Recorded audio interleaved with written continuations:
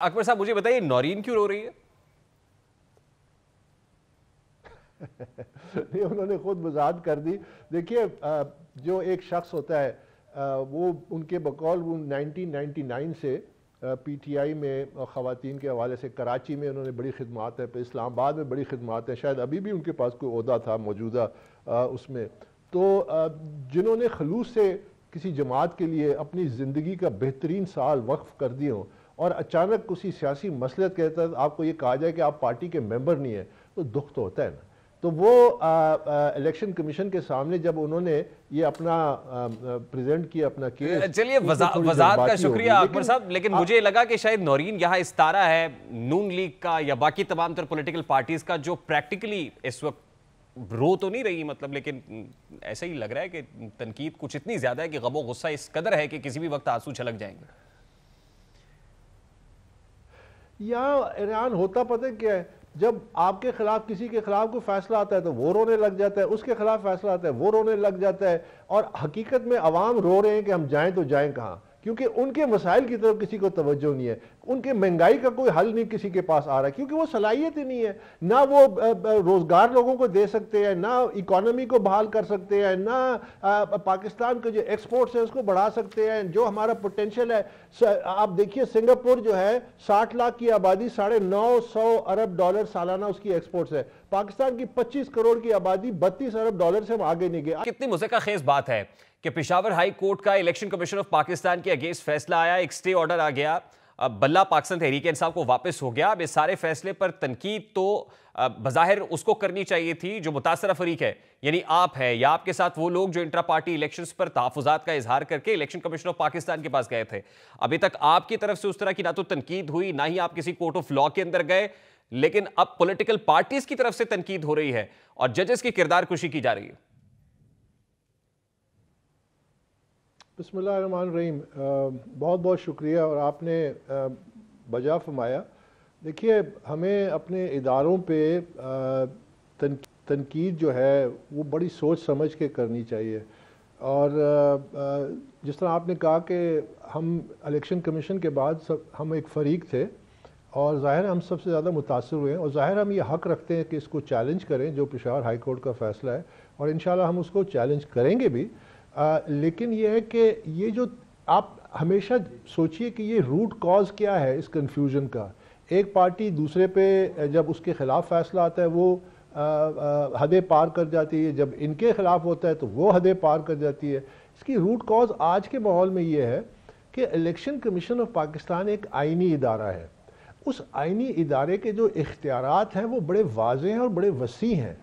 उन इख्तियारात का एहतराम करना सबका फ़र्ज़ है, ना सिर्फ फ़रीक़ैन का बल्कि हमारी अदालतों का भी फ़र्ज़ है कि वो इलेक्शन कमीशन के हाथ मजबूत करे, ना कि उनके हाथ को पाबंद करे और पाबंदी करे। जिस तरह हमारे हमसाये मुल्क में होता है कि जब इलेक्शन स्केड्यूल का अनाउंस हो जाते हैं तो सुप्रीम कोर्ट भी जो है वो भी इलेक्शन कमीशन के इख्तियारात और फैसलों पे मुदाखलत नहीं करती। उसकी वजह यह कि जब तक इलेक्शन कमीशन ऑफ पाकिस्तान इतना मजबूत ना हो जाए कि वो अपने फैसले नाफिज करे, खासकर इलेक्शन के दौरान, और उसके फैसले अगर आप चैलेंज करने लगे तो फिर election commission of Pakistan Akbar साहब, यहाँ इलेक्शन कमीशन ऑफ पाकिस्तान और चीफ इलेक्शन कमिश्नर के ऊपर तो शुरू दिन से ये एक पॉलिटिकल पार्टी को खासे एतराजात है, और फिर आपने देखा कि हाल ही में सुप्रीम कोर्ट बार एसोसिएशन और पाकिस्तान बार काउंसिल ने 2 एलामिये जारी कर दिए जिसमें उन्होंने चीफ इलेक्शन कमिश्नर से इस्तीफे का मुतालबा किया, और ये सब कुछ भी उसके बाद हुआ। सुप्रीम कोर्ट का डिसीजन आया 8 फरवरी से मुताल्लिक। तो at this point in time एक पॉलिटिकल पार्टी और सर्टन लोग जो है वो चीफ इलेक्शन कमिश्नर और इलेक्शन कमीशन के ऊपर नहीं समझते कि इनकी मौजूदगी में फेयर इलेक्शंस हो सकते हैं। दूसरा सर सादा सवाल यह है कि मुतासरा फरीक आप थे, आपको इसको कोर्ट ऑफ लॉ के अंदर चैलेंज करना चाहिए पेशावर हाई कोर्ट के डिसीजन को, या फिर इलेक्शन कमीशन को चैलेंज करना चाहिए कि इससे ये तो तासुर मिलेगा कि इलेक्शन कमीशन फरीक बन गया इस सारे मामले में? नहीं, हरगिज नहीं। इलेक्शन कमीशन का ये फैसला है जो उन्होंने इंट्रा पार्टी इलेक्शंस के हवाले से दिया 22 दिसंबर को। उन्होंने अपना फैसला 5 जो उनके मेंबरान हैं बशमूल चीफ इलेक्शन कमिश्नर यूनानिमस फैसला दिया, और ये मामला 1.5-2 साल से चल रहा था। 23 नवंबर को एक फैसला आया, दोबारा मौका दिया, फिर फैसला आया। तो ये इलेक्शन कमीशन की प्राइमरी जिम्मेदारी है कि वो अपने फैसले का दिफा करे। वो क्यों? क्योंकि उस इदारे की क्रेडिबिलिटी एट स्टेक है। उन्होंने एक सोच समझ के कानून के मुताबिक फैसला दिया। हम उसमें फरीक बने जब हमने देखा कि पार्टी का जो बल्ला निशान है और ये इंट्रा पार्टी इलेक्शन ये टोटल फ्रॉड हुए हैं। हम सबूत के साथ इलेक्शन कमीशन के पास गए। देखिए, मैं आपके सामने कुछ फैक्ट्स रखता हूं, फिर आप व्यूज को फैसला करने दीजिए। इलेक्शन कमीशन ऑफ पाकिस्तान का जब ये फैसला आया, उससे पहले जब ये 23 नवंबर का, तो आप ये देखिए कि पाकिस्तान तहरीक इंसाफ पेशावर हाई कोर्ट में गई और उन्होंने इस्तदा की एक डबल बेंच के सामने कि इलेक्शन कमीशन ऑफ पाकिस्तान को रोका जाए कि वो अपना इंट्रा पार्टी के हवाले से जो हेयरिंग्स हो रही है उस पर फैसला ना सुनाए। उन्होंने इलेक्शन कमीशन को पाबंद किया कि आप 21 दिसंबर तक फैसला ना सुनाए। 21 दिसंबर को अचानक पीटीआई ने पैंतरा बदला। उनको समझ आई कि ये तो शायद वो अपने पैर पर कुल्हाड़ी मार रहे हैं। उन्होंने एक और सदा कर दी कि जी इसका फौरन फैसला किया जाए।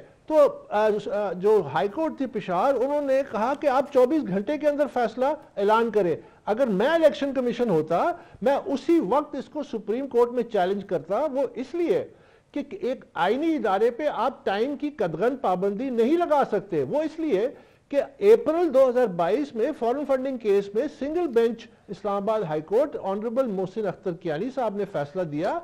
तो अकबर साहब देखिए ना, मेरा सवाल यही है ना सर कि पेशावर हाई कोर्ट के डिसीजन से जो सबसे ज्यादा मुतासिर हुआ वो तो आप हुए, लेकिन इसके बावजूद आप कोर्ट ऑफ लॉ में अभी तक नहीं गए। इसकी क्या वजह है सर? नहीं, हम तो जाएंगे। देखिए, हम तो जाहिर है कि हम तो इसके, लेकिन मेन फरीक जो है, क्योंकि फैसला इलेक्शन कमीशन ऑफ पाकिस्तान का था, उस फैसले को उन्होंने स्टे किया और फिर जो उस फैसले से मुतासिर तो आप हुए ना अकबर साहब। आपको हैरानी होगी कि अभी आपको हैरानी होगी, अभी तक हमें नोटिस भी नहीं मिला। हमें नोटिस भी अभी तक नहीं मिला पेशावर हाई कोर्ट से। हम तो देखिए ना, हमें नोटिस मिलेगा, हम फिर जाएंगे और जब उन्होंने अप्रोप्रिएट टाइम है उस पर करेंगे और हम अपील भी करेंगे। लेकिन जाहिर है इलेक्शन कमीशन ऑफ पाकिस्तान, हम मजीद कंफ्यूजन नहीं बढ़ाना चाहते। राइट टू अपील तो है आपके पास। मैं तो सिर्फ ये कह रहा हूं सर, मैं तो ये कह रहा हूं सर कि इलेक्शन कमीशन पहले जाएगा। आज इलेक्शन कमीशन का चौथे रोज सोच विचार करेंगे। लेकिन रेहान, देखिए, मैं आपको बात जो कर रहा था बड़ी इंपॉर्टेंट है कि पेशावर हाई कोर्ट का जब 21 तारीख को अचानक पीटीआई ने कहा जी कि फौरन फैसला का ऐलान करें, जबकि 21 तारीख उनके कहने पे फैसला रोका गया था। उन्होंने 24 घंटे की लिमिट लगा दी। मैंने आपको बताया ना कि मोहसिन अख्तर कियानी जस्टिस साहब ने फैसला दिया अप्रैल में, 30 दिन की कदगन लगाई कि फॉरेन फंडिंग केस जो 7 साल से चल रहा था उस वक्त, फैसला दे। डबल बेंच ऑनरेबल जस्टिस अतर बिनिल्ला और एक और जज साहब, उन्होंने वो 30 दिन की कदगन खत्म की। उन्होंने कहा ये आईनी इदारा है, आप इस पर टाइम लिमिट नहीं कर सकते। मेरे नजदीक उस वक्त इलेक्शन कमीशन को सुप्रीम कोर्ट में जाके उसको चैलेंज करना चाहिए था कि कैसे आप टाइम की पाबंदी लगा रहे हैं। देखिए, ये जो आपने अकबर साहब, देखिए मेरा बड़ा सादा सा सवाल है सर।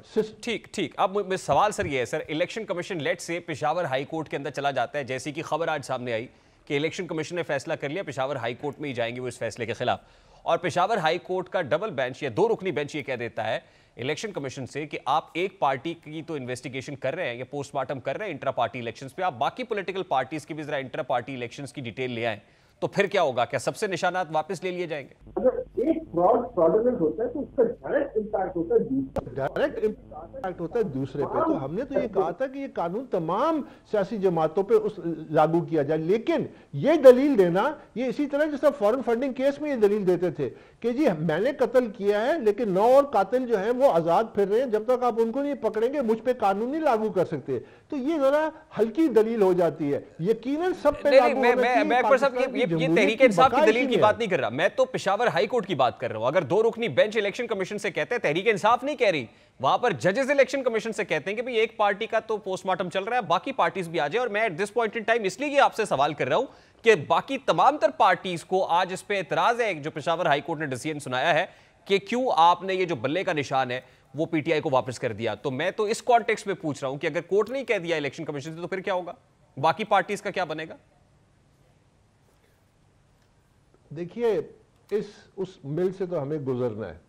अब इसका फैसला कैसे आता है, क्योंकि ये मामला मेरा नहीं ख्याल कि डबल बेंच तक महदूद रहेगा। मेरे ख्याल में ये मामला सुप्रीम कोर्ट तक जाएगा और फाइनलिटी वहां पे आएगी। अब सुप्रीम कोर्ट इन तमाम मामलात को, मेरी इस्तदा ये है जो मैंने इलेक्शन कमीशन से की थी कि नजरिया ज़रूरत को दफन कर दे। नजरिया ज़रूरत ने हमारे जो सियासत को बहुत नुकसान पहुंचाया है।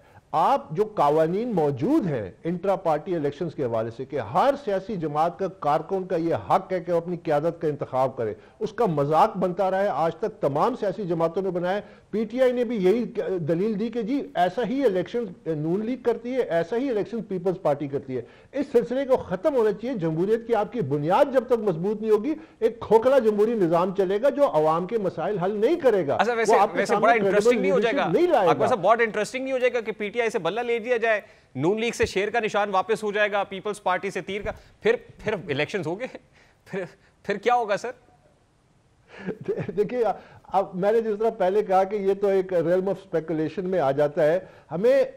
मेरी सिर्फ एक सिंपल सी सदा है और ये हायर जुडिशरी के लिए है, and right up to the supreme court. देखिए, ये एक क्रिटिकल मोमेंट है। इस वक्त नजरिया जरूरत के मुताबिक ना चले कि चूंकि ये है तो हमने ऐलान कर दिया, तो अब अगर कानूनी तौर पे एक तकाजा पूरा नहीं किया गया, कानून लागू करे। अगर बाकी जमातों के भी कानूनी तकाजे पूरे नहीं हुए, उन पे भी लागू करे। अगर हेवंस विल नॉट फॉल, ये पाकिस्तान की राय निजात है जमहूरियत के लिए।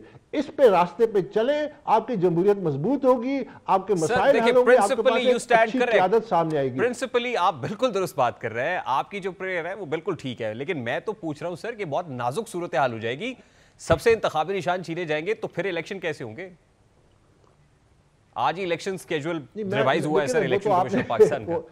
वो तो आपने एक मफरूजे पे कहा है कि जी सबसे ले लिए जाएंगे, लेकिन वो तो वैसे चलिए आप बताइए सर, क्या बनता नहीं है वैसे?